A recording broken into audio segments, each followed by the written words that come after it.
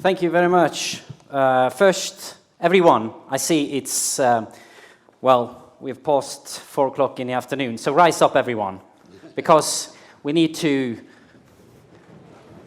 come on, do a little bit this before you sit down and turn around and stretch a little bit, because I saw when I was there that you were a little bit tired, and I want to get you to be a little bit more enthusiastic right now. Okay, please be seated. Good, you're good. It was okay, wasn't it?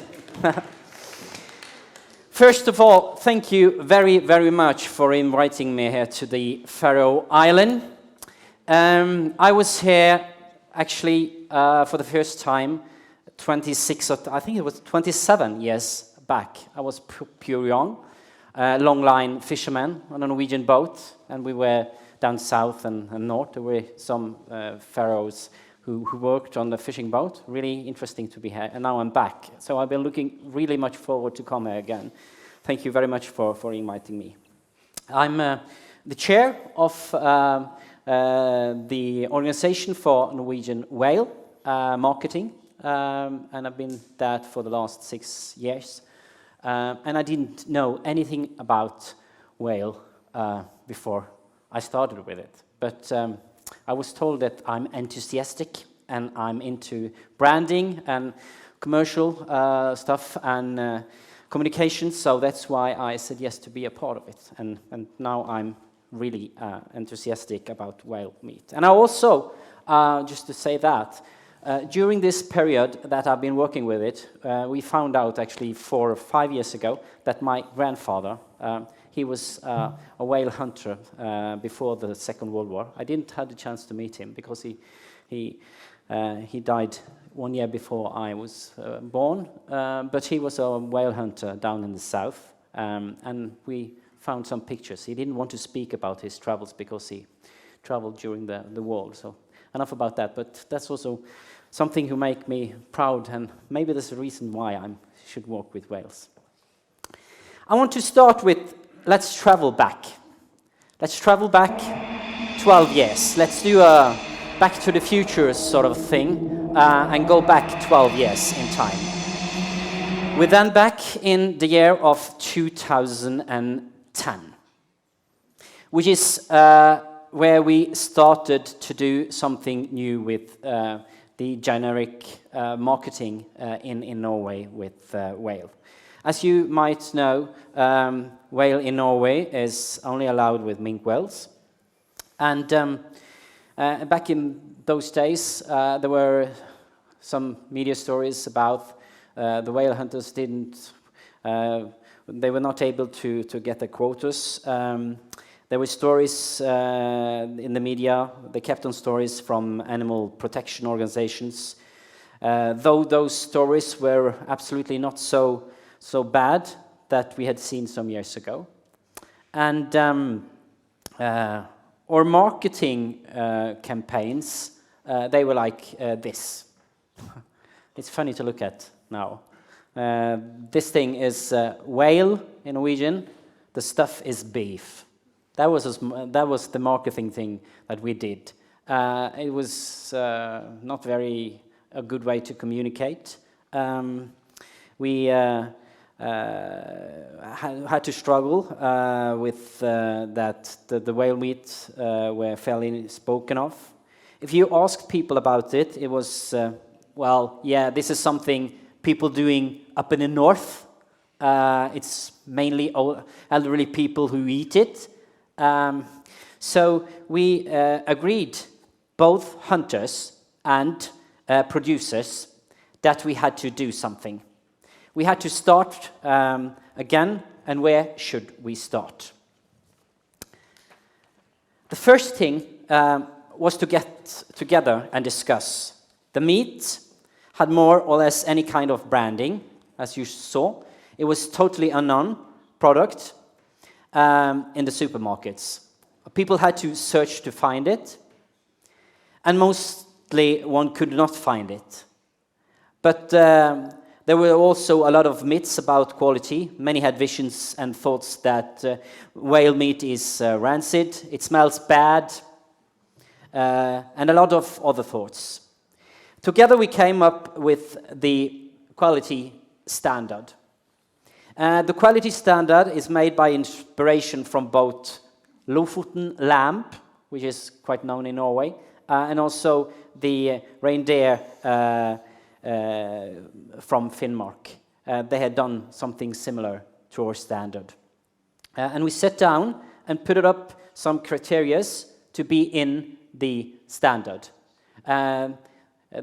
These were some of them. We had to train hunters to do the whale, to prepare the whale in a new way. We had to track it, temperature, of course, lard, DNA testing. For producer, it was the temperature, hygiene, packaging, use of quality mark, all that sort of stuff. It was different criteria that we put it up and put it into the standard. And we did this also together with the Norwegian food authorities. That was really important for us to do. As I mentioned, it was a lot of old thoughts and myths. We believed that we had to do something else with the impression. So we put it up some thing to, we looked at what, first of all, we looked at what did people think of us. And as I already said, those stuff were something you found when you asked people what were their impression of us. And we wanted more to be hair.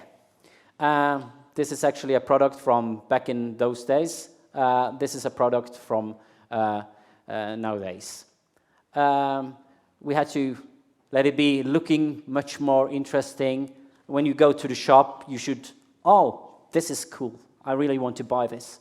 It should be exotic. We had to do something about the sustainability and environmental in every way, yes, of course.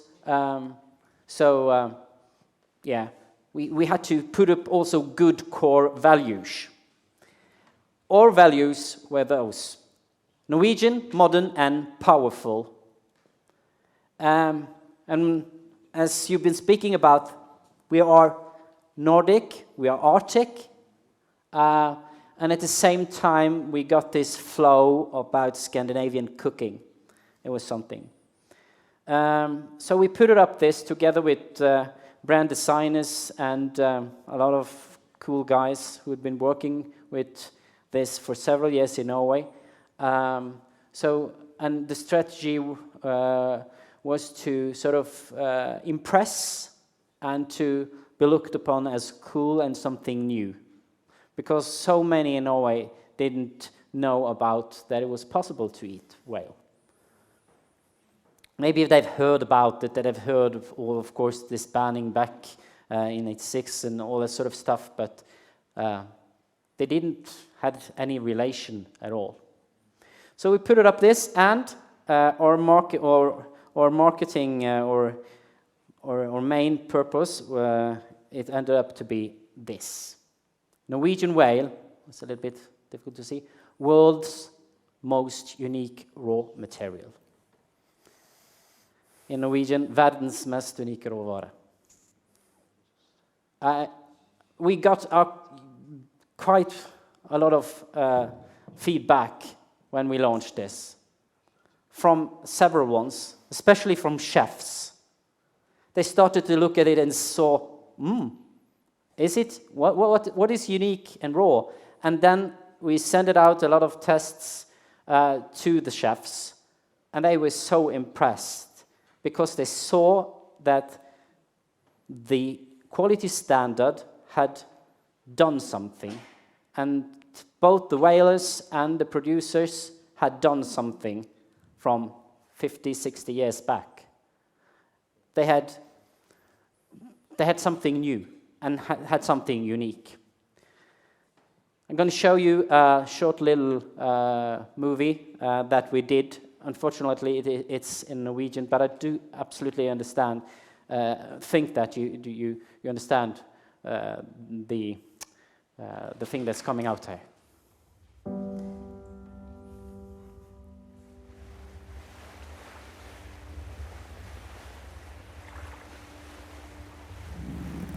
var vel bare 10-11-12 år da jeg var med ut og fikk skyte en hval. Og hvalen var ca. 1000 kilo der, og det var når jeg som fikk se øye på den hvalen. Jeg husker jeg fikk 212 kroner i loft for akkurat den hvalen der.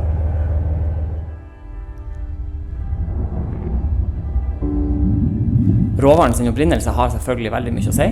Det er vår stolthet og det er tradisjoner som er ivaretatt, og det er noe vi er nødt til å fortsette med å bruke. Jeg kaller det for ren arktisk mat. Som kokk så er det veldig viktig å jobbe med ferske og gode råvarer. Det er fantastisk å se et godt stykke med hvalbiff. Den perfekte hvalbiffen er rundt 200 gram. Det er fast og fint, og du merker at det er mørt. Det er ganske mørkt på farge. Den har en tjukkelse på ca. 2 centimeter. La ligge i underkant av et minutt på hver side. 1 minute on each side, he says. Nei, for min del, jeg stekte som biff på panna. Trenger ikke ha noe attåt. Nei. Jeg ble jo spurt for noen år siden hvis jeg skulle ha... He said in the end that he thought that the whale hunting is very sustainable. I think it's unique, and he really loved to working with it. This is some of the marketing stuff we put it up. We had to do it. How can I say it? I'm a journalist, educated as a journalist, so I can say it. We had to do it sexy for consumers. And we also made those for everyone, because a lot of the producers, they didn't have any commercial or marketing departments themselves. They just wrapped it in plastic and sent it out to the supermarkets. And of course, marketing is also important. So we made those much more easier for everyone also to use with the logos and all that sort of stuff. So like this, for example, as you see, really, really interesting. This was in the start, the first years from 2012-13.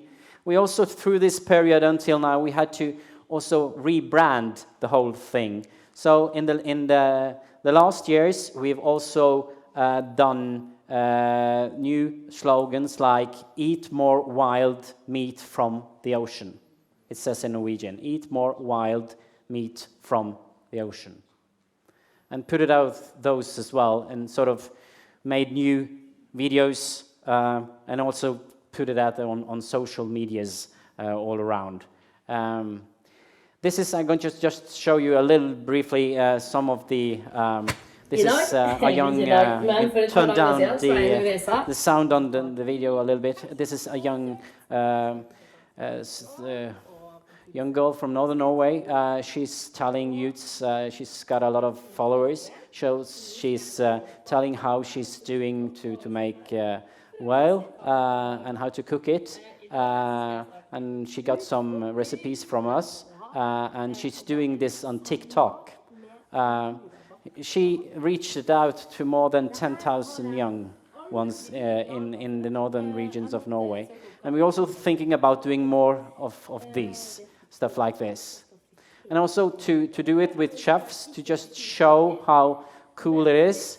This is more or less the new stuff that we put it up with chefs, to show how cool it is, how easy it is to put it on the grill, especially in the summertime. This is a burger kind of style, with made my Argentinian inspiration. Really cool stuff. And really, really good. So, in the end, have we succeeded? You can just be there. She can just tell you the story while I'm ending my presentation. Have we succeeded? Is this okay? We have, of course, been working together with peer and different companies who had helped us to reach out on social media, because we don't have a big administration ourselves. Through these years, we have produced more than 20 different movies, both for websites, for social medias, TikTok, Snapchat, Instagram, and for Facebook. We've put money in search optimization, which is really, really important. If you're going to let people find you, you have to do it in a smart way to tell them that, okay, if you Google, for example, grilling for the season, we put it in some money so that whale could be high up there. We produced articles about the industry, sustainability. We were also sponsoring a really big TV program with a lot of Norwegian celebrities traveling around Norway, and they were visiting whale hunters, and that was also something we did. Of course, it's expensive, so we don't have so much money to use on it. But how far did we reach out? Well, through these, for the last 2 years, when I find out the figures, we've reached more than 300,000 people, and in Norway that's a lot, because we have put it out. These 300,000 is people that we want to reach out to, people that are younger than 40 years old, who want to eat sustainable food and who want to think new ways to eat, and and they're also a little bit skeptic about eating meat. We have moved our followers to not only be from the coast, but also from the south and from the biggest towns in Norway. It's more women who follow us now, and we also see that they are interested all out the year, because earlier it was sort of more like a fresh whale meat campaign that we did in the summertime. So in 12 years, something has happened. Absolutely. It has happened. For the first time in 50 years, this summer it was possible to buy whale meat all over Norway in one of the large supermarkets. It's never happened before. Despite the fact that we got as I say in Norwegian, a mice piss in the budget compared to everyone telling about all the other ways of eating meat. We are now today from hunting, well, back then in 2010, the figures were under 500 whales in Norway, and now the amount has risen to around 600. So we have stopped the climbing down, and we've started to climb up again. A success? Well, we believe in new ways of thinking, idealists, more consumer-friendly wrapping, and most of all, a quality standard that have made Norwegian whale the best whale in the world. And in the end, my final words. Every day, I feel like I have to run 100 marathons. And when I've finished with a marathon, I have to run a new one. That is like fighting for whale meat. I believe strongly that it's possible to reach out to more people. I believe strongly that it's possible to tell a story much more, also globally. Today it's only in Norway that we do this. I hope in the future that my kids could actually sell whale to all over the world. And my oldest one, he was 14 when I started with this. He's now 21. He hadn't got the possibility to eat whale then, when I started with this. And when I came home, I had some whale from Rune, which is here. I did it quite easily. I just made up this marinade thing, put it on the grill, and served them. And my oldest one, and also have a second son and a young daughter, they were totally wild about it. And it was so good for my oldest one, that the following day when he went to school, there were some leftovers, and he asked me, "Daddy, can I have this to put it on a sandwich?" So he got on his first day at the upper secondary school, he had whale sandwich. So it's something. It's something. Thank you very much. Thank you very much. That's the best place to have success by your own kids. But tell me, I mean, if this is first time it's in a national market, this for the whole Europe? Not for the whole Norway? Yeah, you can buy, of course, a whale in many stores around in Norway. But this summer it was possible to buy in one of the main supermarket chains, Rema 1000 in, you have in Denmark. It was possible to buy in every store in Rema 1000 store in Norway. Yeah. So, and that was the first year. Wow, yeah. Congratulations. Yeah. It means it goes this way, I'm sure. Hopefully, hopefully. Thank you, Øyvind. Thank you.